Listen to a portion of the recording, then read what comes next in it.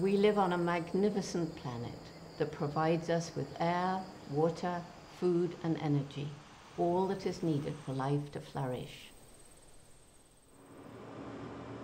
Yet vast areas of the planet's land surface have been deforested or degraded. Meanwhile, we struggle to reduce our impact on the climate, and many people are in desperate need of food, water, and decent, productive livelihoods.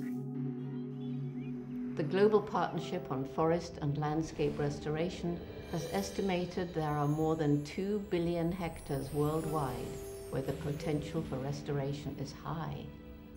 In 2011, the Bonn Challenge set a target of 150 million hectares of degraded and deforested lands to be restored by 2020.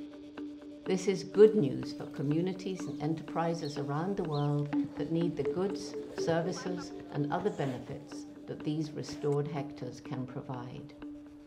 Sustainable land use and restoration of landscapes can provide nutrition, improve food security, stimulate local enterprise, reduce poverty, and increase flows of water so that sustainable agriculture becomes possible. And at the same time, it increases habitat for wildlife and reduces human impact on climate change. Landscape restoration and management offers an opportunity for economic growth for local communities and for the world, and it can also continuously improve the land's ecological function. There are opportunities to turn degraded areas into healthy, fertile, working landscapes all over the world.